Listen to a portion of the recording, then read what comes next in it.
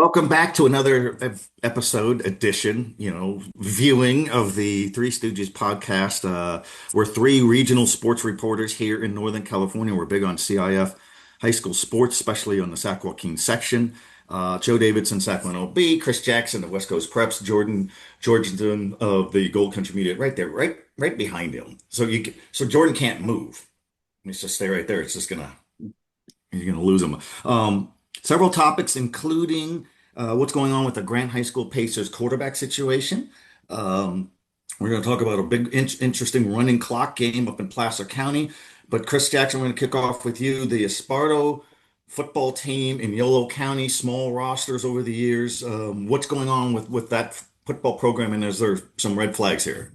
So you look at it, they're 0-3. Their second game at Los Molinos, a forfeit game there at Woodland Christian. Second quarter, Woodland Christian up 28-0. Esparto forfeited the rest of that ball game. Obviously, Woodland Christian was up big, gets the win. Their quarterback already had three touchdown passes by that point. But Esparto, a second time where a game is not finished this year.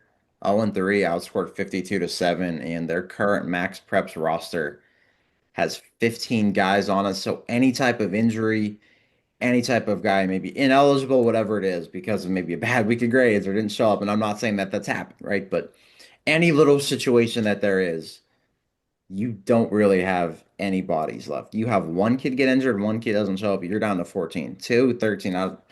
That's hard to play with, that's hard to do. And that's the second time that Esparta, who's produced some good players in the past, they have one kid playing at the next level right now that graduated, I want to say 2 years ago or last year. Tough times there. This is why the Sac Joaquin section started eight-man football as well. I know Jordan, you, both of you have been some games recently for eight-man football. We've all seen some practices for it as well. This is why eight-man football has been a thing in the North Coast section. It's why they've got a lot of schools. It's why a school like Branson plays eight-man football, has produced some guys to get opportunities out there. And it's why schools like Vacaville Christian, Forest Hill, Delta, all these schools, Mira Loma, have eight-man teams. And you got a 15-man roster, and you've got a situation where two games aren't played, aren't finished, whatever it is, and your roster is that small. It might be a matter of time before you have to play eight-man football to kind of build that culture back up and get those numbers to go back up and get that winning type of stuff and that winning mentality back to where it was. Yeah, and it's one of those two where just because you're playing eight-man football doesn't mean you're handcuffed to eight-man football. There are a lot of eight-man programs whose goal is to get to 11-man football. I talked to Adventure Christian, their first year program started with eight-man football because they only have about 15 kids on the roster. They actually, when they had some injuries and some ineligible guys because of transfers to start the year, they decided because they were so young, I think they're almost all freshmen and sophomores, they demoted themselves to JV so that they could get those guys eligible. And they're playing a JV only schedule this year so they can play games, but their goal is to go to 11 man. And, I think that's the thing is, yes, it's great to be eight-man football and help get these programs going. And for some small schools, like a school like Forest Hill that only has 200 something kids, maybe eight-man is, all you're able to get just because you don't have that many kids up in the town. But then you can get JV programs at eight-man and you can find ways to be, successful. We've talked about how there I was talking with the coach at the eight-man game I was at, and we were saying how there's a few schools that I kind of felt like should have gone to eight-man that didn't necessarily. And I don't know if it's a pride thing, I don't know what it is, but I think there's some that maybe are waiting it out, kind of like what we saw when flag football started. There were a few programs to start, and then it's taken off in this section in year three of it now, two or three. So maybe it's something like that where, a few schools are maybe waiting to see how eight-man football looks and what the success looks like for some of these schools before they decide to do it. But I think this is a case in point. I know, Joe, you were at checking out an eight-man game, so we can go to you, but just, yeah, program that maybe should start considering it. I think so. And it can't be a pride factor here. It's some people, I think, view eight-man football after years, decades for Esparto. The Spartans of Yolo County, I've been out there for football stories over the years. I remember doing a story 20 years ago for the Sacramento Bee on maybe longer, maybe 30 years ago. I don't know. They all run together now, guys. You'll find out. But they had a 6'5", 220-pound quarterback who was getting some recruiting interest. And he was a terrific multi-sport guy. And I remember going there a few years ago for a playoff game, and it's a great small school atmosphere. But some people like, you could feel the vibe that, eight man is cheapening the game, lessening the game. No, it's saving your sport. And it looks like the junior varsity program, I've got a call out to Esparto, has folded or been absorbed into the varsity. So you got a problem there with numbers. Ron Christian is the coach. He's a longtime area assistant coach. One of the guys who we should applaud for trying to help this situation. So it might have to be eight man, could happen as early as next season. Can't do it right now, certainly. But Coach Tedman and I, we the other night on a Thursday night game, we went and saw the Valley Vikings of South Sacramento play the San Juan Spartans of Citrus Heights at Mesa Verde High, because San Juan's football stadium is being redone. And that was eight man. And these were teams that for decades have played 11 man. Valley's had guys who made the NFL. They were a powerhouse from the school opened in 1977. So all through the 80s. And the last great team was probably 2001, but they've had guys come and go, coaches come and go. So they've got, eight man football. And we saw a terrific game. And the Valley Vikings won 30-28 in overtime. The judge and I left, Coach T and I left at halftime of a 14-all game. But the coach, Brian Lewis for Valley, guys, he was saying this is a fun game. We anticipate being 11 man next season. The guys are having a good time, and goes in and helps save the program. And at Florin in the same district, Elk Grove Unified, they got kids learning football for the first time as seniors. You could never do that. I mean, that would be, dangerous, safe hazards if you threw them out there in a varsity football game and they've never played before at all. So, no, that's something worth looking into. All right, let's totally shift gears. We're going to have game balls here and pick some games here a little bit. But Chris Jackson, Grant football, interesting season to say the least. The antics before the first game against Folsom resulting in sportsmanship penalties, and now we have a fight. We reported on that last week in the Sacramento Bee. There was a parking lot fight after school that included some Grant football players. Details are hard to get, but we do gather that there was a fight, and it's led to an interesting situation at the quarterback spot heading into this week there, Chris Jackson. They've got a sophomore, Tavio Rios, who threw an excellent game against De La Salle. De La Salle had not allowed a point all season, right? Yes, this was a Grant loss. Yes, I'm sure Grant does not want to lose any of these ball games, but to score on De La Salle, to throw 3 touchdowns on De La Salle, to score 20 points on De La Salle, be the first team to do it this year, says a lot, especially considering who De La Salle's played right. Lakeland of Florida, who's always a powerhouse, a heavyweight out of that state of Florida, to do it against Sarah, where it was 26-0. You put up 20 points, the sophomore, 280 yards, 3 touchdowns passing the football. You look at the film and really strong arm. He throws some passes down the seam perfectly. He had one rolling out right, escapes pressure, rolls out right, throws it perfectly 40, 50 yards down the field. I think to Kobe Shabazz, right in the breadbasket behind 3 DBs. One receiver here, Shabazz, 3 DBs right here, and lays it in. Grant might have another good young quarterback on his hands. And then Blake Nycomb, the Folsom transfer, his sit-out period ends on the 27th, which is just a few days from now. So next week as well, Grant, I should say, will have Blake Nycomb eligible as well. So there's some good quarterbacks, it looks like, coming up through the Grant Pacer system. Again, they just had a legendary one these last 2 years, put on one of the best playoff runs we've especially seen last year in Luke Alexander, who's now at College of San Mateo, behind Johnny Kett, right? The Vista Del Lago guy. Kind of cool how that all works out in those small worlds. But looks like Grant's starting to find more quarterbacks that can shine, succeed, and really thrive against those big time programs. That's something they've had the last few years with 3 straight NorCal titles, with 2 of those being state titles, and what Luke Alexander did last year. But the sophomore Tavio Rios, he looks like the real deal, and he's got the mechanics, the arm, the accuracy, and the poise that you just can't teach. Well, the interesting thing about the Grant is the Pacers have won 3 consecutive section championships, NorCal championships, and won 2 CIF state championships in that run. That's remarkable. And it's still a really young team. The Pacers had, I think, started 16 non-starters the other day. That's what Mark Tennis of Cal High Sports tweeted out. So He likes to pick over rosters, and when one thing, Jordan, we know about high school sports, you get a young team or a young player, like the quarterback that Chris Jackson just broke down. He gets confidence, and even in a defeat, confidence is a big thing in high school sport. That's one reason we love covering this, is we see it over the years where these guys really emerge, and it takes one game. I think of a Caden Pinnock a few years ago when he burst onto the scene as a multi-sport guy for the Del Oro Golden Eagles, and now he's the impressive quarterback. We're not surprised at UC Davis.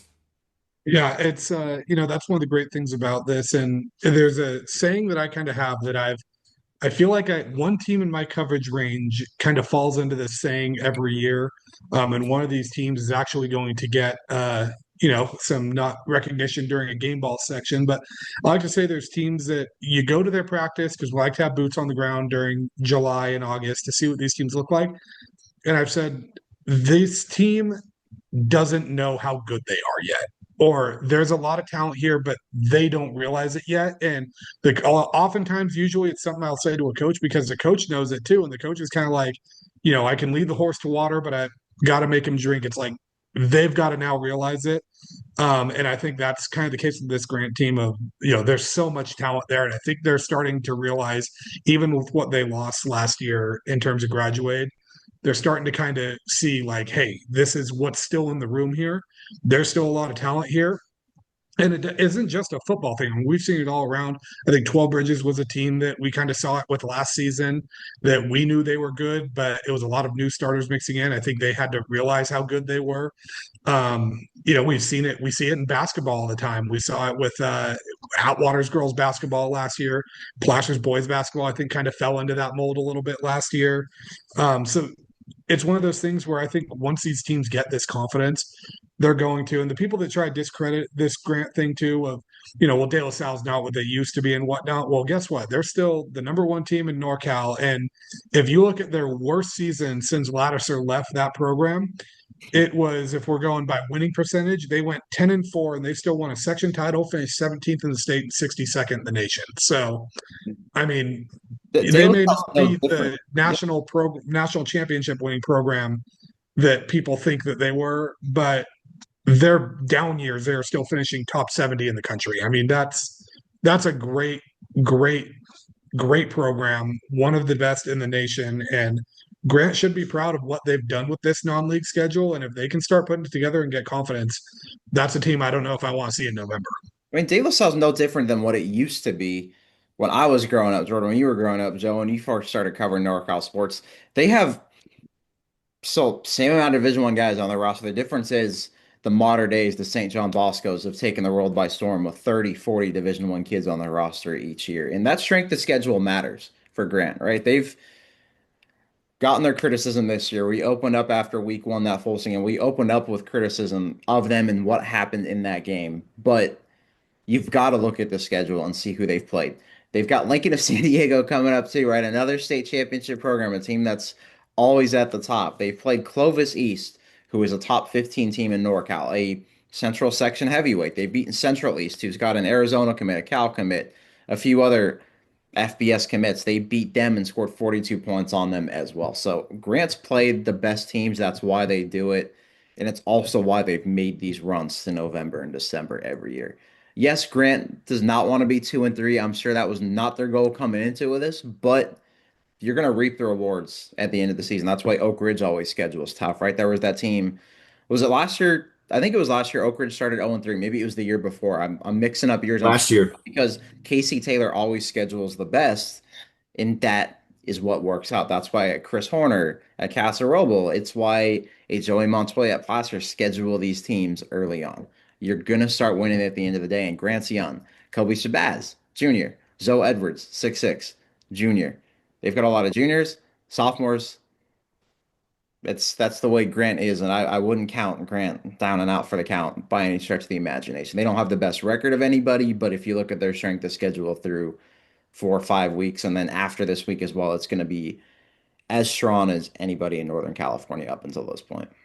Oh, well said, guys. And De La Salle, tremendous team speed. I was talking to texting a lot with De La Salle coach Justin Allenball, and he's impressed with this team. He likes this team. The one thing about De La Salle that I've seen over the years, I first saw them in the early '90s, and they were so fabled. And I remember when they set the national record with I think 68 consecutive wins, or it was 97. I don't know. Numbers get upside down when you get older. But the and that was like in 1999 or something. And the game was at Diablo Valley College. And I went down there and said, "We're going to cover that." And it was a thrill to see this great program and saw them play in Sacramento games over the years and in the state championships.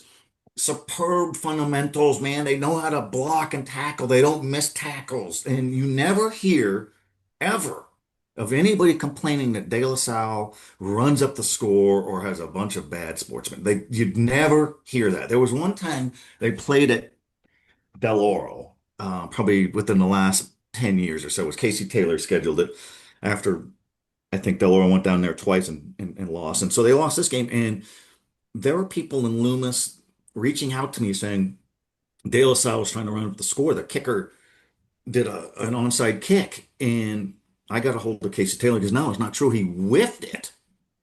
And that's what the De La Salle coach Allenbaugh also said. And because they bristle at that. We don't do it. So he's going up for a kickoff and he missed it. And so, it squibbed and one of his guys recovered. So, point being, anybody dismissing De La Salle is missing the point. Smelling salts might help. But all right, let's go around the table. We're going to do a game ball. We'll pick one guy each and go all the way around. Jordan, why don't you kick it off?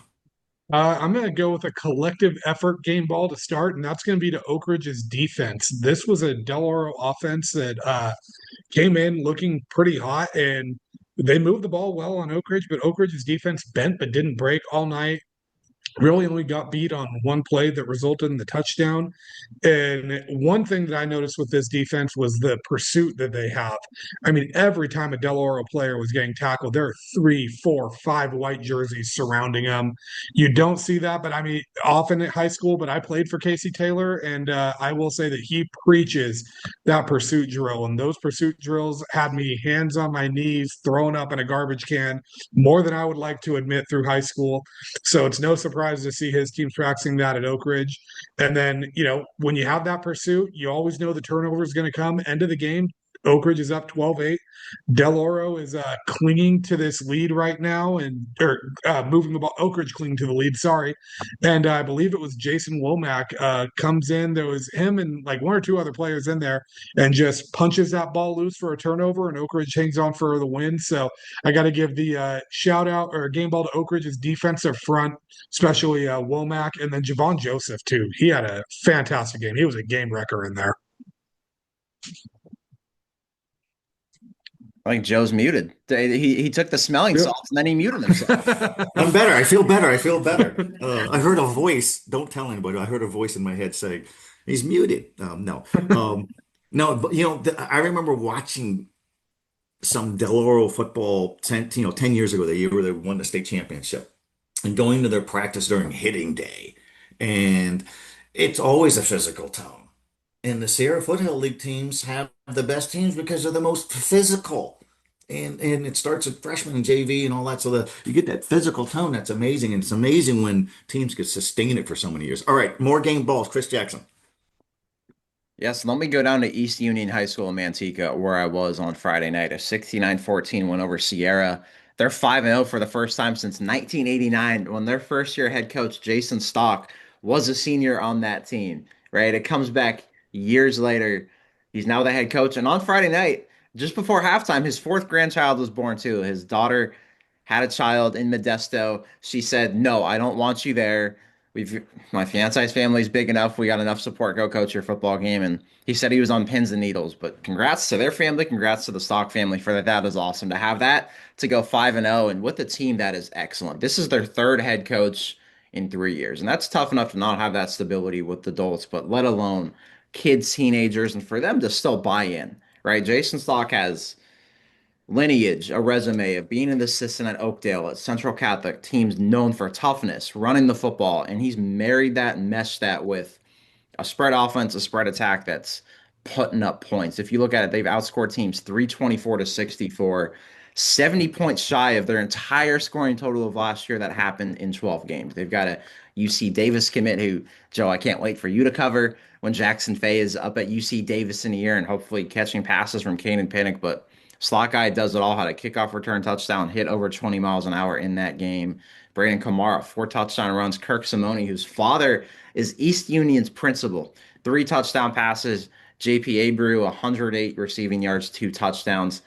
His uncle is Sierra's head football coach, who's an East Union alum. I just love these coaching circles, these football lineages, football families. And then you had Anthony O'Terry, 2 interceptions, 1 forced fumble. I know, but it was a team effort. All these guys deserve a game ball, and of course, the big boys up front. The offensive line dominated, was getting to the second level, and East Union of the Valley Oak League, of the city of Manteca, 5-0 for the first time since '89, and now they've got Patterson, they've got Central Catholic, Manteca, Oakdale, the rest of that schedule lined up. I know they're not looking past anything. They're not celebrating this 5-0 start now, but they deserve those kudos, especially when you've had 3 head coaches in 3 years. That's as impressive as it gets there to bounce back like that. And then another program that's bounced back.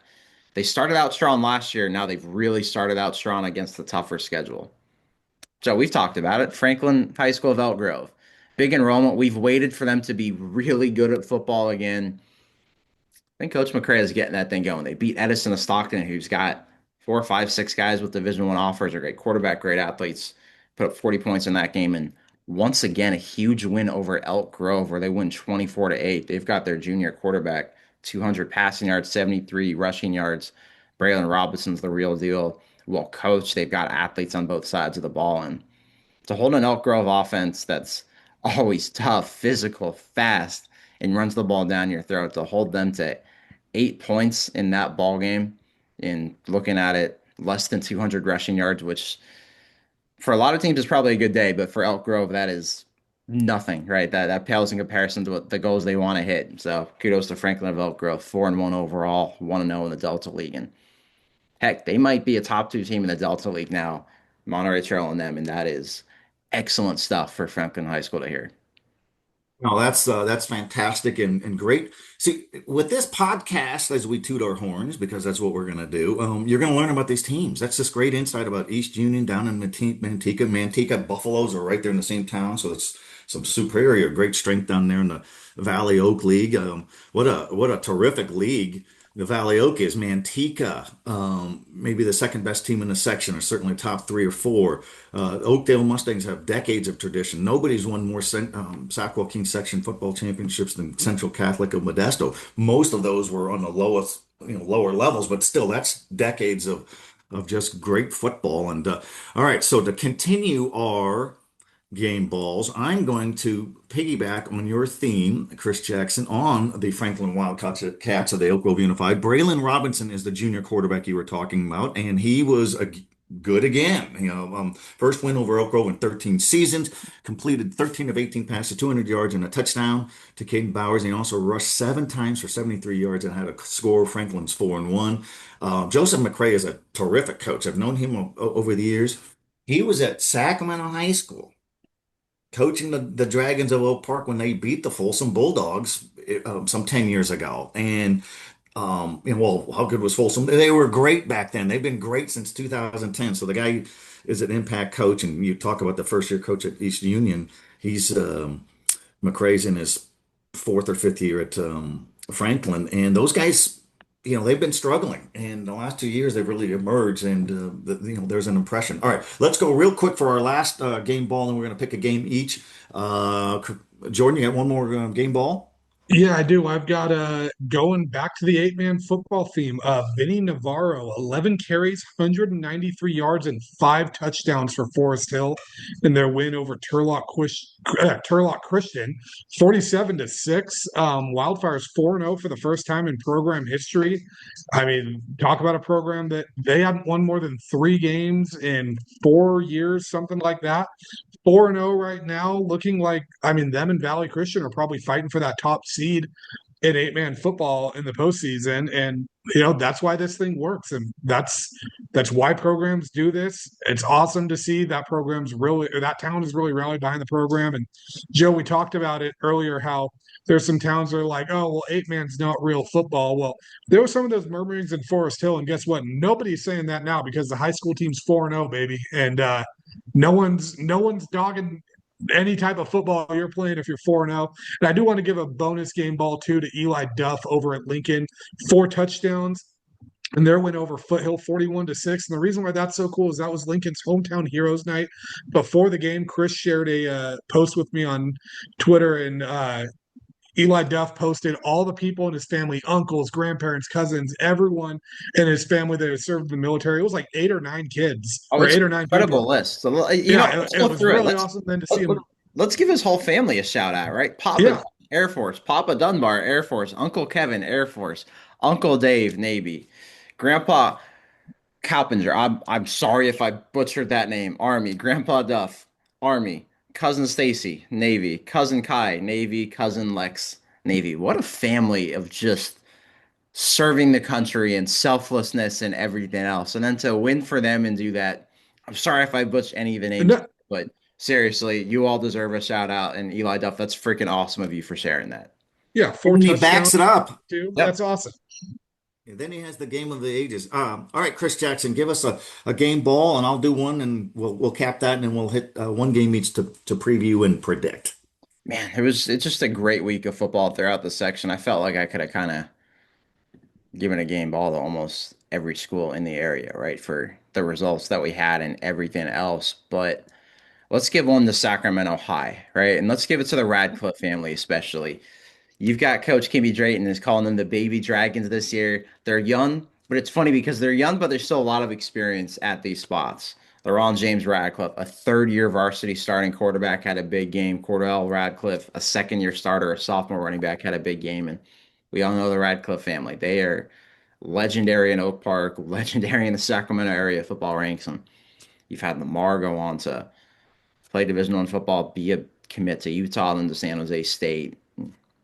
Good for Sacramento High. We talk about enrollments. I know their enrollment's gone down, but they still have a football program that's got a lot of pride, a lot of success, and some kids, especially these Radcliffe kids, that are different and something special. And you could see watching their interviews from Saturday, and we had Sean there, but you could watch their interviews and just see that maturity of them and that poise and that confidence just keeps elevating, right? That's what coaches love to see. They love to see what's on the field, but also just their attitude and their maturity off the field and everything else. But I think the Dragons deserve a game ball there for their league opening win and just how many points and how many yards they put up. But I'm sure Kimby probably wants us to call them the Baby Dragons from now on. So I guess that we can't call them the Sakai Dragons. Let's call them the Sakai Baby Dragons.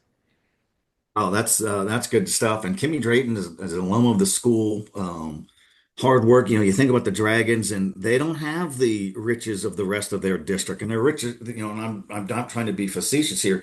It's not a wealthy district in terms of the school facilities, though they're nice schools, and they do all have through measured money upgraded stadiums and a lot over the years. So. But Sac High, the Dragons in Oak Park, Chris, you've been there. I've been there. It's the worst football field in Northern California, and it's not their fault. And it's a shame. And the coaches have to mow the fields and chalk it, and there's sprinklers, and it's just it's impressive that the football team grinds forward anyway. There's a lot of school pride there, so that's really nice to see. All right, speaking of family pride, Isaiah Enney of Granite Bay, he's a 4-year starter for the Grizzlies. He's the just brutish as a running back. The shock of the hair that jets out of the back of his helmet. He goes, that's been his look. That's who he is. He's also a classy young man, good student, good.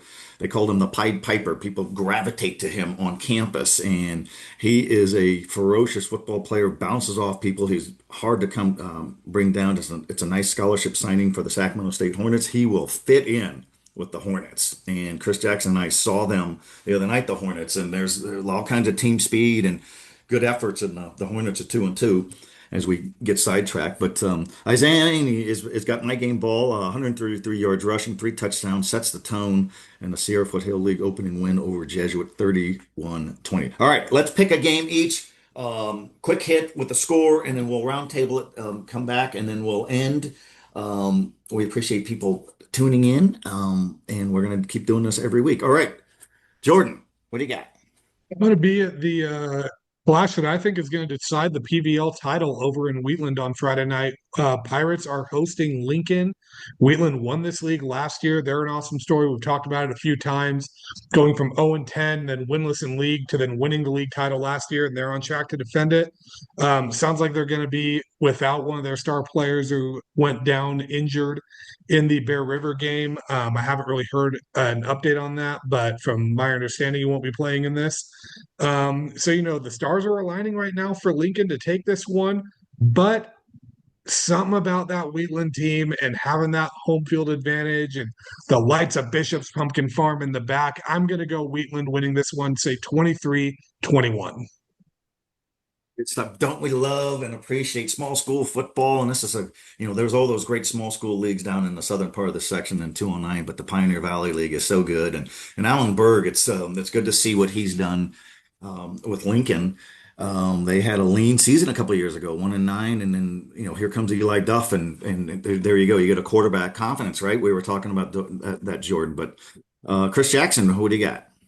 I'm going to do Central Catholic Manteca, the game I'm going to on Friday, second straight week at Valley Oak League football, and deservedly so for what that league is doing in this matchup. Very well could decide the league title. If not, Oakdale will have something to say about that. And I guarantee they will. But Manteca 4-0. This is classic Manteca football. Run the ball down your throat, out physical you, out condition you. They've got a quarterback, Owen Goalie, that can throw the ball super efficient, but you've got it. D1 running back Nico Horrors. You got Quinn Martinez, who's a blazer on the outside.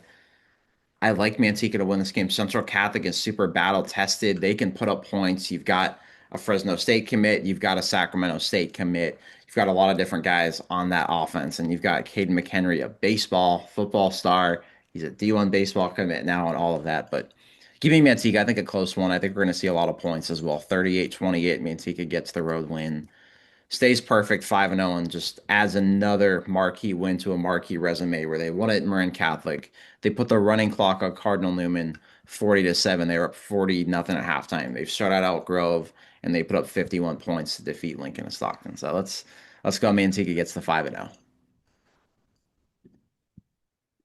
And Joe's muted again. The smelling salts. And thank you for telling me because I would have just kept going and you guys could have just been going. But anyways, here I try to mute myself so people don't hear me belch and do whatever I do. But no, Manteca I have them ranked in our Sacramento Bee top 15 section wise, as third. And just with those comparative scores you were just talking about, Chris Jackson, to waylay Cardinal Newman, which then shut down Grant after Grant erupted against Central of Fresno they're high school kids and it's hard to compare scores, but that's all we have, and that's still striking. But anyways, I'm going to go with a Capital Valley Conference clash on Madison Avenue, the Ponderosa Bruins of Shingle Springs taking on the Bella Vista Broncos of Fair Oaks. I love throwing into towns. Let's identify them all. If any of these teams want to win that league, that includes Intercom, they got to keep winning in league games. And Ponderosa got off to a 3-0 start, lost the last two. Bella Vista's 2-2 under first year coach Jason Ott. I'm just going to go with the feel good vibe. They celebrate their wins. And this is a program that's suffered over the years, but though it's an excellent academic school and good tough players. So Jason Ott and the Bella Vista Broncos are going to win this game 24-20. In a good one. So, all right, there we go, guys. Great to catch up. We will do this again next week, and we will keep our pulse on everything, whether it's game balls, team of the week, achievers, surprise stories, issue stories, eight-man football, school issues going on. Maybe we'll touch on next week the updates on some of the suspended coaches. Administrative leaves and see what we find out. Is this going to be 2 weeks, 3 weeks, 4 weeks? But we'll find out. So for Joe Davidson, Chris Jackson, Jordan Georgeson, I appreciate you guys. We'll thank all of our listeners. We'll see everybody soon.